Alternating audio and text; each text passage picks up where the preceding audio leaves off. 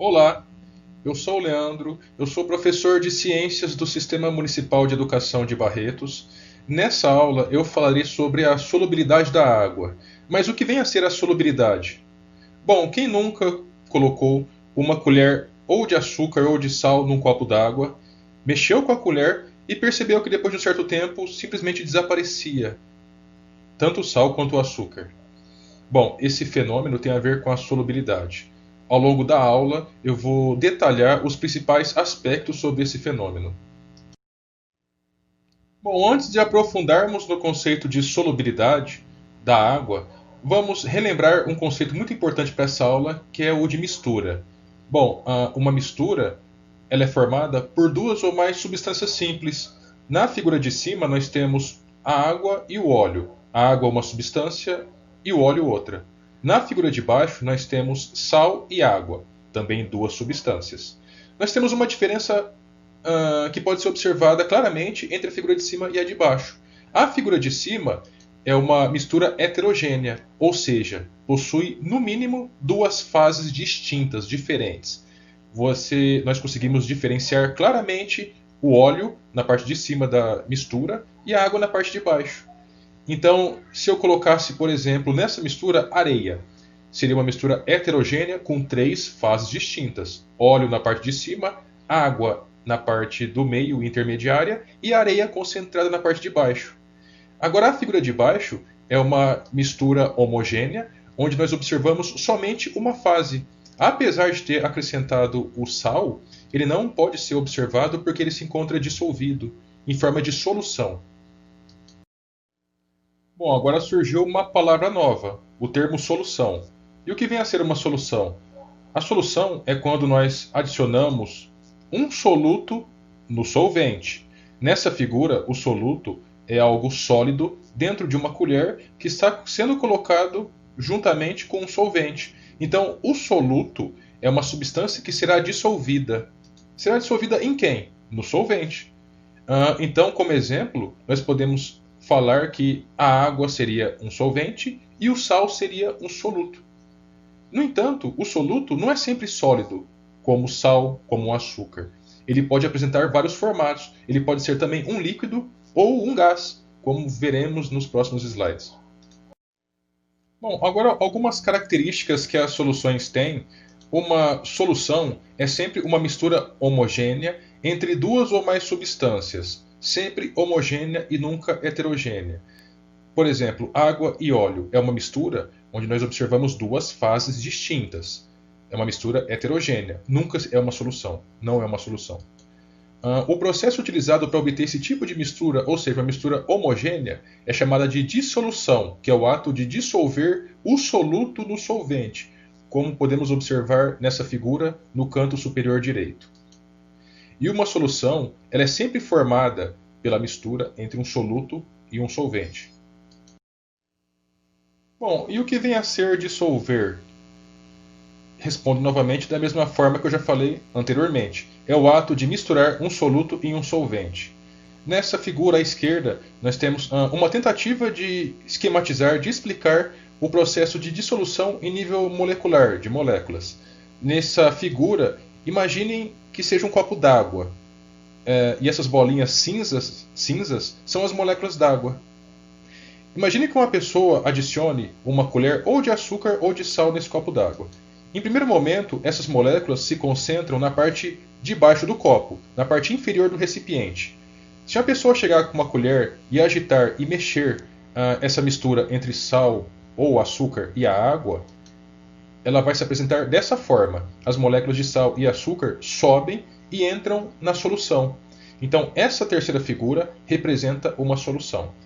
As bolinhas pretas representam, nesse caso, moléculas de sal ou de açúcar. Percebam que elas não se encontram agrupadas, reunidas, elas se encontram totalmente espalhadas. E nunca na parte de baixo, sempre aleatoriamente, em vários pontos dentro do copo, dentro do recipiente. E se chega um momento, a pessoa começa a adicionar cada vez mais sal ou açúcar. Chegará um momento que começará a acontecer isso, o acúmulo de sal ou açúcar no fundo do recipiente, no fundo do copo. Nessa quarta e última figura, é o processo de saturação. Saturação é quando a solução, o solvente, não consegue mais solubilizar, dissolver o soluto e começa a se acumular na parte do fundo do recipiente. Então as substâncias, as soluções, elas podem ser de dois tipos: saturadas ou insaturadas. Insaturadas, in significa não saturadas. Insaturadas quer dizer que você ainda pode adicionar mais soluto, que o solvente terá ainda a capacidade de dissolvê-lo. Bom, até então nós só estudamos soluções líquidas, ou seja, soluções formadas por um solvente líquido e um soluto sólido, que termina numa solução líquida. Existem soluções diferentes, como por exemplo as soluções sólidas. Temos dois exemplos nesse slide. Essa uma medalha de bronze. O bronze é uma liga. Liga é uma mistura de metais, uma liga formada por cobre e estanho, e algum outro metal numa concentração inferior, mais baixa. À direita nós temos o ouro 18 quilates, que é formado a partir da mistura de ouro, ou seja, 18 partes de ouro para 6 partes de um outro metal. Então, repetindo, uma solução sólida são soluções formadas apenas por solutos e solventes sólidos. Bom, os primeiros casos de soluções que nós vimos nessa aula são de soluções líquidas, ou seja, o solvente líquido, a água, e um soluto, um sólido, o açúcar ou o sal. Existem soluções também que, além do solvente líquido, o soluto, além de sólido, pode ser tanto gasoso quanto líquido, como por exemplo o álcool 70% ou 96%. 70% álcool significa 70 partes de álcool, etanol, para 30 partes de água. É uma solução. Outro caso de peixes respirando debaixo d'água. Os peixes eles respiram por meio das brânquias, ou guelras. As brânquias elas têm a função de captar o oxigênio dissolvido na água, dissolvido na solução que é a água. Né? E após respirarem, após utilizarem o oxigênio no seu organismo, os peixes liberam, na expiração, gás carbônico, que são essas bolhas que podemos observar nessa foto no canto superior direito. Um terceiro tipo de solução são as soluções gasosas, que tanto o soluto quanto o solvente são gases. Observamos na prática as soluções gasosas na composição química da nossa atmosfera, onde tem oxigênio, gás nitrogênio, gás argônio e uma diversidade de gases. Bom, já que o tema da aula, o título da aula é a solubilidade em água, o que vem a ser a solubilidade? Para entender o significado desse assunto, desse termo, vamos fazer uma demonstração ou uma observação. O que nós vamos fazer aqui não é um experimento. Experimento é quando nós temos uma dúvida sobre a explicação de um fenômeno e bolamos da nossa cabeça, da nossa própria imaginação, uma sequência de procedimentos para que a resposta dessa sequência de procedimentos explique a dúvida inicial da nossa cabeça. Como o que nós vamos fazer aqui é algo já pronto, uma receita já pronta, é apenas uma demonstração ou uma observação. Para essa demonstração ou observação, nós precisaremos de uma garrafa d'água, pode ser de 1,5 litro, de 2 litros, um copo de vidro ou de plástico, esse copo grande com volume de 200 ml, uma colher, um copinho descartável de café de 50 ml e sal e açúcar. Bom, a primeira etapa dessa demonstração ou observação consiste em colocar aproximadamente 100 ml d'água no copo de plástico ou de vidro. Isso corresponde aproximadamente à metade do copo. Na sequência, com o copinho de café, encha-o com açúcar. Bom, esse copinho de café cheio de açúcar deve ser despejado, derramado dentro desse copo com água. E devem ser misturadas, né, a água e o açúcar com o auxílio de uma colher. Na sequência, o novo copinho cheio de açúcar deve ser adicionado e novamente misturado com o auxílio da colher. Esse procedimento deve ser repetido até chegar no momento onde a solução, a água, se encontra saturada. Ou seja, o solvente não é mais capaz de dissolver o soluto. E como que nós observamos isso? Quando começa a acumular açúcar no fundo do recipiente, no fundo do copo. Isso significa que a solução se encontra saturada. Bom, esse mesmo procedimento deve ser repetido, mas dessa vez, ao invés de utilizarmos o açúcar, utilizaremos o sal. Ou seja, cerca de 100 ml de água deve ser colocado no interior de um copo. Devemos despejar sal no interior de um copinho de 50 ml descartável de café. Bom, devemos misturar o copinho de sal, copinho descartável de café cheio de sal com a água, misturarmos com o auxílio da colher e irmos adicionando sal até percebermos a saturação, ou seja, o ponto a partir do qual o solvente, ou seja, a água, não é mais capaz de dissolver o sal. Bom, agora a seguir eu vou apresentar algumas questões sobre a demonstração que nós fizemos. E a partir dessas questões, essas questões vão orientar a gente ao tipo de informação que nós devemos prestar atenção nesse tipo de demonstração, nesse tipo de observação. Devemos prestar atenção nas seguintes questões. Essas soluções são misturas homogêneas ou heterogêneas? Explique. Explique por que o sal e o açúcar são os solutos e a água é o solvente das soluções que você utilizou nessa atividade. O que é a solubilidade? Compare a solubilidade do sal e do açúcar na água.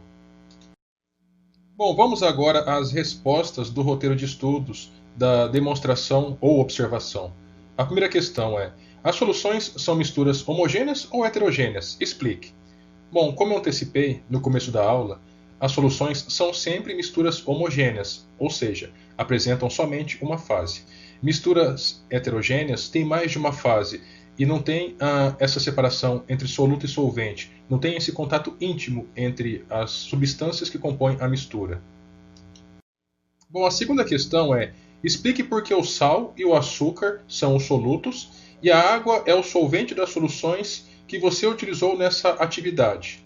Bom, lembrando que o solvente dissolve o soluto. O açúcar e o sal são solutos, portanto, eles são dissolvidos nessa demonstração que nós fizemos. E a água, por sua vez, é o solvente que dissolve o soluto. Bom, a terceira questão é: o que é a solubilidade? A solubilidade é a capacidade do soluto dissolver o solvente, ou seja, é uma quantidade de soluto que o solvente consegue dissolver em determinada temperatura. Até essa quantidade, que é a solubilidade, o solvente consegue dissolver. Acima dela, satura a solução. A solubilidade de uma substância num solvente depende da temperatura. Como exemplo, abaixo são dados informações sobre a solubilidade do sal na água, o sal soluto, a água solvente, em 3 diferentes temperaturas. A 0 graus, 100 ml de água, ou seja, meio copo de água, é capaz de dissolver 35,6 gramas de sal. Essa mesma quantidade de água em 25 graus Celsius, a 25 graus Celsius, consegue dissolver 35,9 gramas de sal. A 100 graus Celsius, que é a temperatura de fervura da água em nível do mar, 100 ml de água dissolvente é capaz de dissolver 39,1 gramas de sal. O que nós podemos observar é que, nesse caso, e em muitos outros, o aumento da temperatura facilita a solubilização, dissolver o solvente. E observamos isso na prática. Aonde que é mais fácil dissolver o açúcar? Numa água fria, gelada ou numa água quente? Certamente, na maioria dos casos, a temperatura facilita na solubilidade. Bom, agora a última questão do roteiro é para fazer uma comparação entre a solubilidade do sal e do açúcar na água.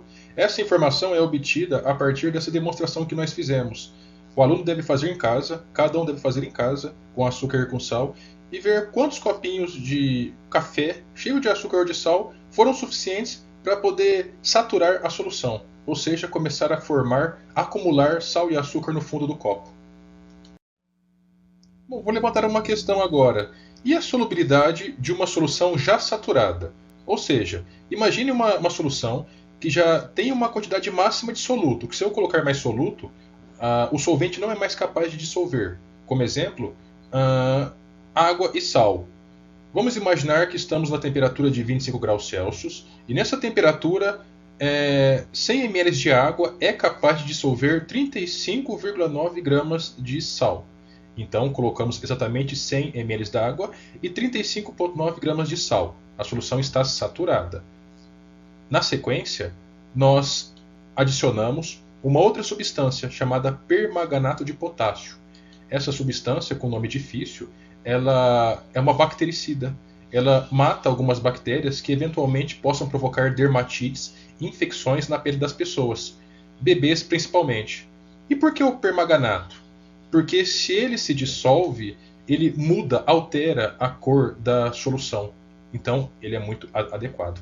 Fazendo esse tipo de teste, a gente percebe que mesmo uma solução estando saturada de uma substância, como exemplo o sal, ela não é saturada para uma outra substância. Então ela pode muito bem receber o permanganato de potássio, ou mesmo um açúcar, ou um outro soluto qualquer. Então, concluindo, a saturação de uma substância não quer dizer que está saturada para uma outra substância. Bom, esse era o conteúdo que eu gostaria de ter transmitido. Espero que tenham gostado e bons estudos a todos.